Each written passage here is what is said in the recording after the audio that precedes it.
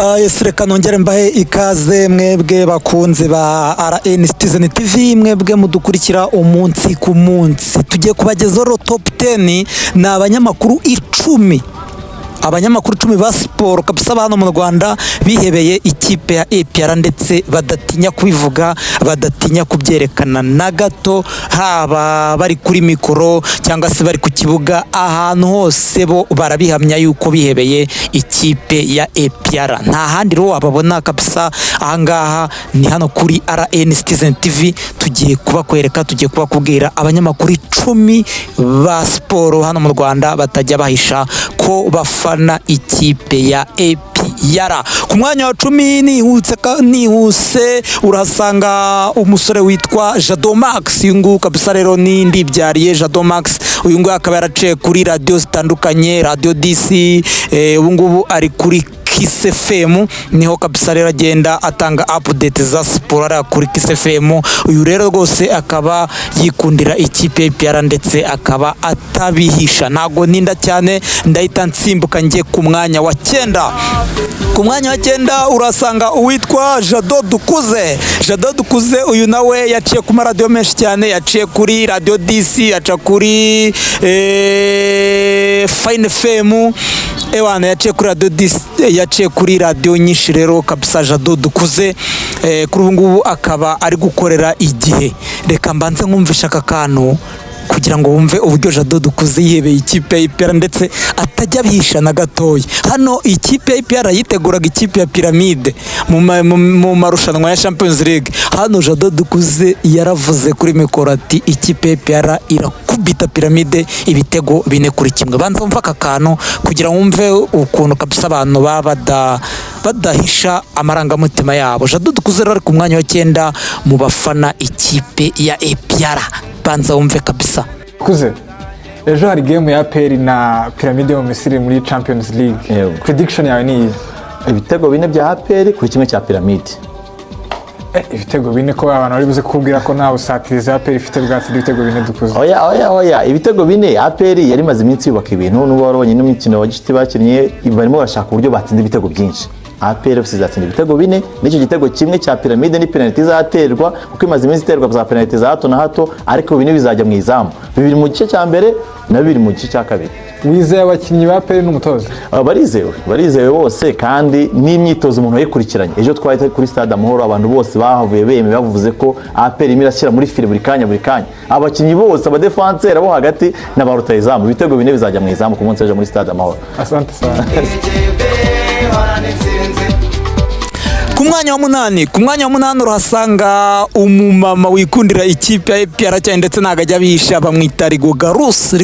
Uyu nguyu yaciye ku radio menshi cyane, nawe yakoze kuri za Radio DC ndetse kuri ubu ngubu akaba yibereye kuri RBA hariya kuri Radio Rwanda, ndetse akajya akora n'ikiganiro hariya kuri Televiziyo Rwanda, aho abari kumwe na Kayishema Tititsieri. Uwo rero kabisa rero ni Rigo Garus. Uyu nguyu akaba ari umufana ukomeye cyane w'ikipe ya APR. Ahangaha rero akaba ari ku mwanya wa 8 Rigo Garus. Turagenda tunyaruka cyane twihuta, turagenda ku mwanya wa 7. Ku mwanya wa 7 nta wundi uhari. Ngira ngo uramuzi cyane kabisa rero. Ku mwanya wa 7 urahasanga uwitwa Claude Hitimana Jean Claude. Uyu nguyu rero kabisa akaba kuri ubu ngubu ari kuri Radio DC, akaba ari umuyobozi wa siporo ara kuri Radio DC, ariko akaba yaraciye kuri radio ya Flash FM, niho abantu benshi bamumenyeye. Claude Hit rero muramuzi, iyo APR irakina cyangwa se ifite ibintu by'ibirori, uyu nguyu niwe uba ari MC Hit kabisa. Rero hari yaba yabiciye byacitse, by'umwihariko muramuzi cyane kuri match za Champions League, aho APR yakinnye imikino ya Champions League ikina na Pyramide ndetse na Azamu. Ahangaha rero Claude Hit niwe wari MC. Nkuko mubizi muri iki gihugu ikipe yakoresheje ibirori, mujya mubibona za Rayon Sport, za Mukura, ntago baha umunyamakuru udafana iyo kipe, biragoye mwabantu mwe. Claude Hit rero uyu nguyu kabisa akaba ari umunyamakuru ukomeye cyane muri iki gihugu, akaba yifanira ikipe ya APR Claude Hiti. Tudatinze turanyaruka ku mwanya wa gatandatu, ntago dutinda. Ku mwanya wa gatandatu turasanga uwitwa Mahoro Nasri. Mahoro Nasri nguyu akaba yibereye ara kuri BNB FM umwezi niho kabisa rero yibereye. Uyu nguyu akaba ari umufana ukomeye rero w'ikipe ya APR. Uyu nguyu akaba yarakoze kuri Radio Flash, yakoze kuri Radio Flash rero akaba yarivuyeho yerekeza kuri BNB FM Kigali. Uyu rero kabisa Mahoro Nasri akaba ari umufana ukomeye w'ikipe ya APR. Ni ibintu bizwi, ni ibintu kabisa rero atajya ahisha na gatoya. Uyu rero uramusanga ku mwanya wa gatandatu, umufana ukomeye w'ikipe ya APR Mahoro Nasri. Sheka ni wowe komite nyobozi ukorana ubuhanga umwete n'ubushobozi. Reka ducuncumuke tunyarukira ku mwanya wa gatanu. Ku mwanya wa gatanu turasanga uwitwa Ruvuyanga Emmanuel. Uyu nguyu rero kabisa akabakorera RBA, akaba rwose azwi cyane ari mu rugo rw'imikino kuri Radio Rwanda. Nkuru nziza Ruvuyanga akaba ari umufana ukomeye cyane w'ikipe APR, dore ko rwose anakubwira yuko yavutse azi ikipe yitwa APR, dore ko na papa we rwose ariyo yifaniraga, by'umwihariko rwose umubyeyi we akaba yarifaniraga ikipe ya APR. Ruvuyanga rero nk'uko mubizi, iyo ikipe ya APR yasohotse yagiye hanze cyangwa se yagiye mu marushanwa hanze rwose, cyangwa mu marushanwa hanze ya Champions League cyangwa se Confederation Cup, Ruvuyanga ni nk'itegeko agomba guherekeza ikipe ya APR. Reka wumve we uko abyivugira, ntago mbimuhimbira. Reka wumve uko abyivugira ko we rwose yakuze ikipe azi ari APR, ndetse na papa wiwe ariyo yifaniraga. Uyu nguyu ni Nkuru nziza Ruvuyanga ukora kuri Radio Rwanda mu kiganiro cy'urubuga rw'imikino. Ariko nko natangiye mbivuga, umunyamakuru wese ni umuntu agira amarangamutima ye. Njyewe rero uko nakuze, buri muntu wese agira uko yakuze, agira uko yarezwe, agira aho yavukiye, agira n'ibyo yatojwe. Njyewe umubyeyi wanjye yafanaga APR. Munkurikire neza. Yego. Kugeza aho yatwumvishaga umupira kuri Radio Rwanda APR yakiri. Ibindi byaba byakiniye ntashyiremo. Ntabwo byabaga bimureba. Nuvuga ngo numvaga ariyo. Ari uko yakinnye na APR. Urumva? Yego. Ariko APR yabakinnye n'izindi kipe zisigaye. Akaba ariyo numva nyina kinnye n'izo kipe. So nakuze rero nzi ko ikipe ikomeye ari APR. Ubwo bivuga ngo narayikunze kugera aho nabereye umunyamakuru.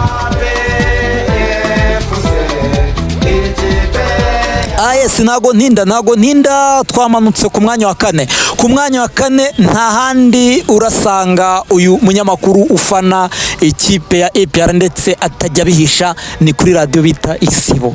Hari umunyamakuru witwa Mutangazaji abari guhangana no witwa Simbigaruka Faustin nawe w'umureyo byahamye rwose, ndetse anahangana no witwa Leonidas hariya ruba rwabuze gica. Mutangazaji uyu nguyu rero ewan ni umufana ukomeye w'ikipe APR, ngira ngo murabizi za ndani zose ajya avuga, amakuru y'ibanga yose abari muri APR arayamena hariya. Iyo ushaka amakuru ya APR umuntu witwa Mutangazaji aba yazi 100%. APR rero Mutangazaji ayiryamyeho arayifana, waranabikubwira rwose, ntago ajya abihisha habe na gatoya. Mutangazaji rero uyu nguyu akaba ari umufana ukomeye w'ikipe ya APR, dore ko atabihisha. Uyu nguyu rero Mutangazaji ari ku mwanya wa kane muri top 10 dufite z'abanyamakuru bafana ikipe ya APR ndetse batajya babihisha na gatoya. nta gutinda twagiye ku mwanya wa gatatu muramuzi, ni umunyamakuru wubatse izina muri iki gihugu cyacu cy'u Rwanda, ni umunyamakuru waciye ku maradiyo menshi atandukanye, kuri ubu ngubu akaba ari kuri radiyo yitwa SKFM, ni radiyo rero ya Sam Karenzi, ni umunyamakuru w'umusiniya yitwa Kazungu Clever ni umunyamakuru ukomeye muri iki gihugu cyacu cy'u Rwanda, akaba rero kabisa yifanira ikipe ya APR, dore ko yigeze no kwibera umuvugizi. Ntago ikipe yaguha akazi ngo uze uyivugire mw'abantu mwe utari umukunzi wayo. Kazungu Clever nawe ntago ajya bihisha rwose, niyo ari mu kiganiro akubwira ati rwose ikipe yacu bimeze gutya. Kazungu Clever rero ni umukunzi w'ikipe ya APR 100%, ntago ajya bihisha. Uyu nguyu rero rwose akaba ari ku mwanya wa gatatu mu bakunzi cyangwa se abanyamakuru bafana ikipe ya APR batajya babihisha na gatoya. Nicyo kintu kizagora Gor Mahia, bazabona APR isa nk'ari nshya atari yo bari biteze. Mapambano azaba ari hariya, bazarya ibitego cyane ko Gor Mahia ni nta bafana bazaba bahari. Sijya niyo kuba ngo wayisuye mu imbere y'abafana bayo, na Rayon yitsinze abafana bayo bahari. Reka ntabwo bangene Kasarani yuzuye stadium, tuzakira nta bafana bahari kandi niyo bahaba. Gor Mahia uvuze ngo niba navuga ngo n'igitutsi Gor Mahia kuba gukuramo APR. Ntago dutinda ku mwanya wa kabiri turahasanga umunyamakuru nawe ukomeye cyane, uyu nguyu akaba ndabivuga gute mwuka byaramwe. Uyu munyamakuru arakomeye cyane, akora kuri Radio Rwanda mu kiganiro cy'urubuga rw'imikino, akaba yitwa Rugaju Rigani rero kabisa akaba ari umunyamakuru ufana cyangwa se ukunda ikipe APR cyane. Uyu nguyu rwose we aranabikubwira ati nta yindi kipe mba ku mutima uretse APR. Kugira ngo wumve ukuntu byararenze igipimo ku mugana wa muhanzi, reka wumve hano Rugaju Rigani kinakubwira ukuntu hano yatatse ikipe APR akayitomagura akayitera imitoma yose. Buretse wumve gato ya Rugaju Rigani icyo ari kukubwira ngaha ku ikipe APR, nyamukaragira mu kibuga sha kikarasa imitutu. Banza wumva ngaha Rugaju Rigani icyo akubwira. Mu mirindi ihinda singuka umutima, mu ntare zitontoma nkamenya yuko iyo ngiyo amenyo yashizemo itari buze kugira ikintwara, mu mivumba yakubita nkamenya ko ubwato ndimo buri sefu ntacyo ndi bube, mu mvura zagwa nkamenya yuko niyo nanyagirwa ntashonga, mu nduru zavuga nkamenya ko mu bibwe ntarimo nkiryamira ngatuza ngasinzira, mu rusaku rwavuga nkamenya yuko nta wanjye wagiriwe nabi. Narabikubwiye mfana ikipe nzi sobanukiwe, ntago waba warafashe ikipe nka Zamalek ufite amateka yuko rero wemiminnye wenyine na Simba munsi ya Afurika y'ubutayu bwa Sahara. Passion kuva muri Eritrea, Ethiopia, Uganda, Sudan, ninjye wemiminnye ikipe yo mu Barabu yitwa Zamalek. Nyitsindiye narayiminnye, yatsindiye 3-2 wayo nyikubita 4-1 Kigali, ndaryamije. Ninjye wemiminnye ikipe y'amateka, uri bukumwe kuzajima narayitubwira, yitwa Ashanti Kotoko yo muri Ghana, ifite za Champions League ebyiri. Nje nyine ko ikipe yo muri Ghana sinjye urimo witarakasa utari wanakuramo n'agakipe ka Messager Dongo. Ntago ntinda, reka rero kabisa tugeze ku mwanya wa mbere hano murabizi cyane, ni umunyamakuru ukomeye cyane, ni umunyamakuru wubatse izina cyane muri iki gihugu cyacu cy'u Rwanda, akaba yitwa David Bayingana. We na Jado Castar ningira ngo murabizi nibo nyiri radio ya BNB FM Kigali. David Bayingana rero akaba rwose ari umunyamakuru ukomeye cyane, yaciye kuri za Radio Sarusi, araza ajya kuri radio bita Voice of Africa, aragenda aca kuri Radio Discours, ubu ngubu akaba ari kuri BNB Kigali. Uyu rero kabisa akaba yarihebeye ikipe APR nkuko ari kubyivugira. Banza wumva ukuntu abikubwira ati rwose njyewe nakuze nzi APR, ndetse n'abantu banze bose barabizi yuko nifanira ikipe ya APR.